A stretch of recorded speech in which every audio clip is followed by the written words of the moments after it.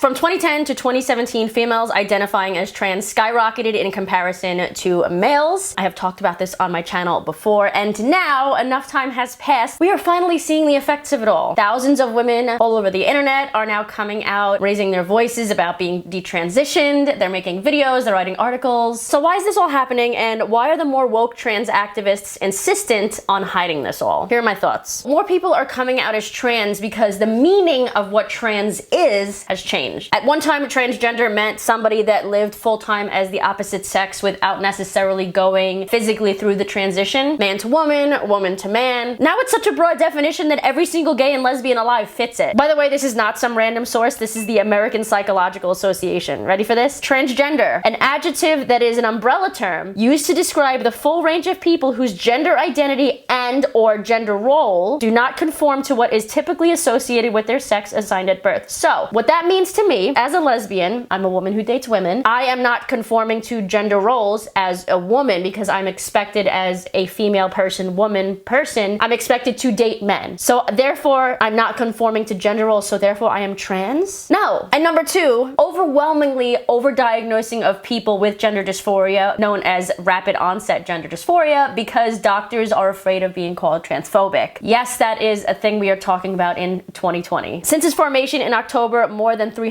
women who regret transitioning from female to trans male have come forward for support and advice. In the UK, during the last 10 years, there has been a 3,200% rise in children who believe they have gender dysphoria. 75% of those are female people. When you go on GoFundMe, 26,000 girls, or people that are female, are seeking money to have top surgery. That's an obscene amount of people. And to parallel this, there is a ridiculous amount of doctors that are now leaving clinics that they worked for because they don't agree with the practices. And there's a video for this, so we're gonna watch that now. What gender am I? It's something many young people are now asking. The gender of my brain doesn't match up the gender of my biological sex. And it's become a deeply divisive issue. I had to stop the train. I was like, okay, this isn't right, what we're doing here. So if you're watching my videos for the first time, my current stance on trans-related topics or trans issues is that yes, like actual transgender people are real. There are plenty of people out there who identify as the sex opposite of which they were born as. But I also think that more people think that they are trans than actually are. I think that most of these kids and teenagers who identify as trans right now either have body dysmorphia or other mental illnesses that are underlying that psychologists don't care to examine or just don't go into depth with it because they're afraid of being labeled transphobic. So some of these people also might have trauma, and some are just doing it for the oppression points and because it is in right now. But yeah, I do believe that actual trans people with gender dysphoria exist, but let's continue with the video. We can't ever be seen to be a service that can pronounce with great confidence about every young person who comes along. Nobody can do that. So this video is by Sky News, and it talks about the overdiagnosing of trans people or trans children specifically in the UK at this one specific gender clinic. Sky News research suggests 35 psychologists have resigned from the Children's Gender Service in London in the last 3 years. 35 psychologists in the last 3 years? Holy shit, 35? Because I don't think there's gonna be 35 psychologists in this place, unless it's tremendous. So what that means is people are coming and going and coming and going. They're starting there and then realizing how bad it is, and then they're leaving. Oh my God, okay. So 35 psychologists left in the last 3 years. We've managed to contact 20 of them. Only 6 would speak to us. All 6 said they were concerned about giving hormone treatment to children with gender dysphoria. All 6 felt they weren't able to properly explore underlying psychological factors. All the 6 psychologists or psychiatrists that were willing to speak about this didn't feel that they were given proper time and proper effort to diagnose these patients. Looking back, there are young people who I now wouldn't necessarily put on medication or sign off on medication. This was the only clinician prepared to be interviewed. They asked us to change their voice. I was once working with an executive that felt the gender dysphoria a young person was presenting with was really strong, really intense. So she decided to put the young person forward for the hormone blocking treatment after 2 appointments. 2 appointments? Looking back, it was a young person with a history of trauma and direct trauma in terms of abuse. Oh no, okay, see, this is exactly what I thought. A lot of the time, these people that are being diagnosed with gender dysphoria don't have gender dysphoria, and they have a history of trauma or mental illness. Not that that isn't also valid, but it's not the same thing and should not be treated the same way. And also there were other things happening to them, and this was not really explored by the clinician. These views were echoed by others who had worked at the clinic. Therapy is not an option in this service, one psychologist told us. They don't even offer therapy at this place? This is Thomason. She's 19 years old and was born female. She previously identified as male, but detransitioned earlier this year. Sorry, this is random, but can we talk about the tattoo that she has, the valid tattoo? It's kind of ironic now, isn't it? The whistleblower says they saw many female-born patients with underlying issues, such as experiences of homophobia or even a history of abuse. Literally what I've been saying for the last 5 years that I've been talking about trans things. The reason I feel like I have the right to talk about these things if I don't have a trans person in the video with me is because I think that a lot of these people, a lot of these women think that they are trans because of exactly this: internalized homophobia, sexism, misogyny, all of these things, trauma, mental illness. The numbers started growing from 2012 when we started seeing more females coming forward, and this has happened across the Western world. And as a psychologist, did you ever feel that you could say to a parent, I don't believe your child is trans?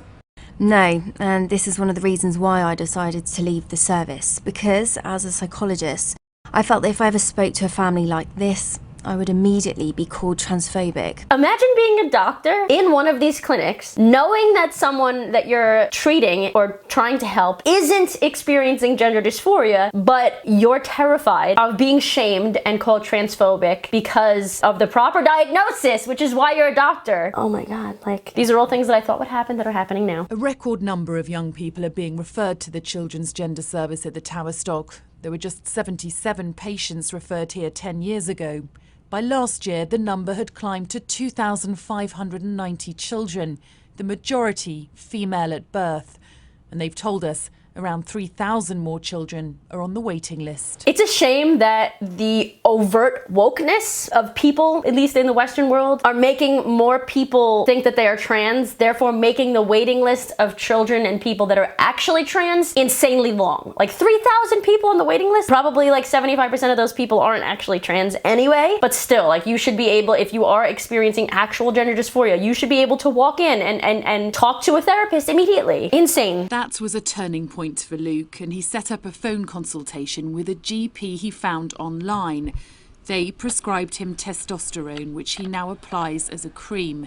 He's essentially changing his body himself. Did they just say that they prescribed him testosterone without even meeting him? Like, they just talked to him on the phone? That's disturbing. Like, imagine the same for somebody that has anxiety, like that claims to have anxiety or depression, and just throwing SSRI medication, brain medication at them. Like, this doesn't make any sense. How do you prescribe somebody something without even meeting them?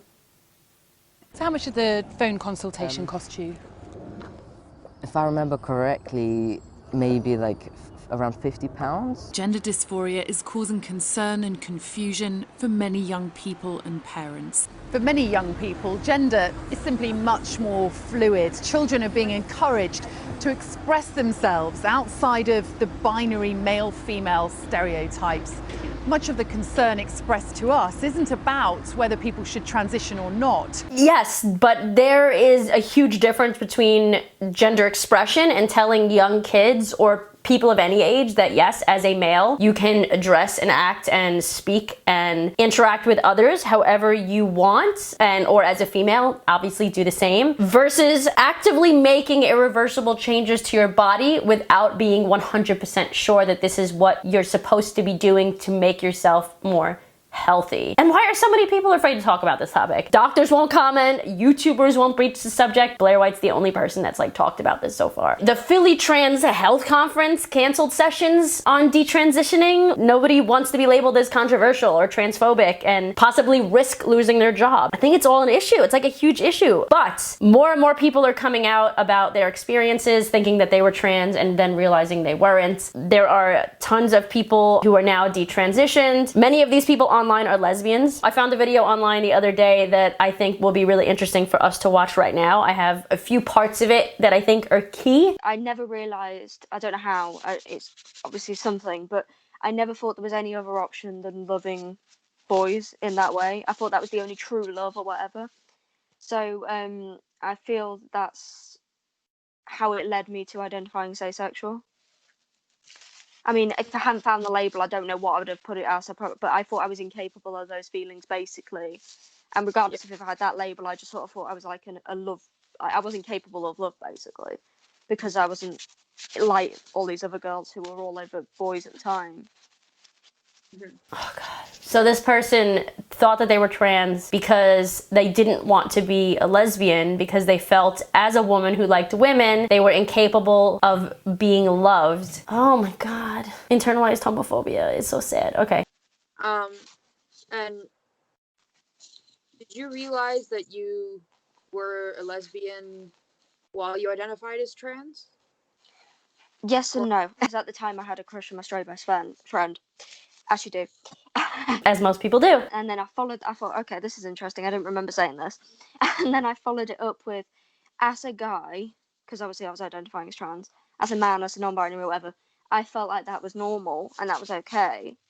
But as I know people see me, which was a woman, I don't feel like that's okay. And it was very telling for me to hear that, because at the time I was just thinking, well, I just wasn't thinking it like that, but the amount of internalized homophobia and internalized misogyny that came from that is like, whoa, I didn't expect that. So amidst this woke culture of everybody is valid, we're still seeing lesbians more often than not wanting to transition because of reasons like this. And I feel like you don't see that with gay men. Like, you don't see that with gay men, you don't see that with people that are actually transgender. We're only seeing this with lesbians, but correct me if I'm wrong. But yeah, the cracks sort of started showing, and then I had this little long discussion with my mum. I think it was about the end of May, and I wasn't expecting it to come out of me. I had no idea it was coming. I mean, looking back now, I can see it coming like a big wave, but you know.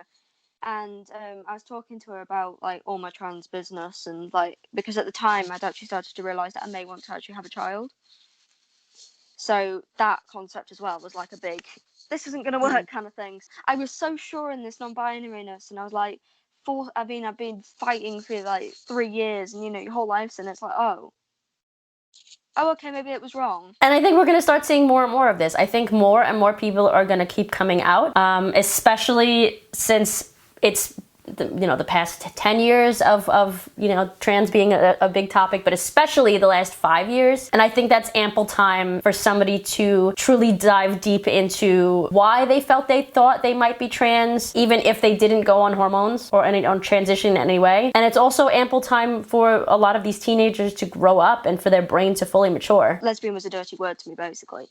But when I basically undid all that in that moment, it was like, over the next few weeks, I think, from that, I sort of realised that all these things that I had shut off, like, I was incapable of love, I didn't want a relationship, I didn't want kids, whatever else, and that whole life, sort of was like, oh, okay, I can see myself getting married, I can see myself, like, potentially having children, I can see myself doing all this. It's just that I was seeing it wrong, I was seeing it with a man. And no matter how much you think you've broken through that, until you've actually, like, analysed it and seen it for what it is, you can't. And now I've seen myself properly, I can see myself getting married as a woman. I can see myself getting married to a woman. And it's like, oh, that makes sense. And I think that was the other thing that came into it, because I recently changed my name back legally. Question for you guys. This video is too long at this point, but you guys have been telling me that you want me to do longer videos, so let me know in the comments if you like the longer videos. Second question, should I do at least one video with women who thought they were trans, realized they weren't, transitioned, and then detransitioned? There is quite a few people online on YouTube even that are making videos like this. And yes, this does matter. Yes, this is a place where I feel like I have a lot to say, because most of these women, if not all of them, are lesbians. So yeah, let me know in the comments. There's a lot here. I feel like there's a lot more videos to make on these topics, because the internalized homophobia and sexism is real. But other than that, I will see you guys back here in a few days with a brand new video. If you are new, I know that you've watched a bunch of videos of mine before, so if you are watching but aren't subscribed, now's the time to do it. Subscribe right now. The link is right there. Boom, do it. I will see you guys back here in a few days with a brand new video. Until then, love you, love yourselves. Bye.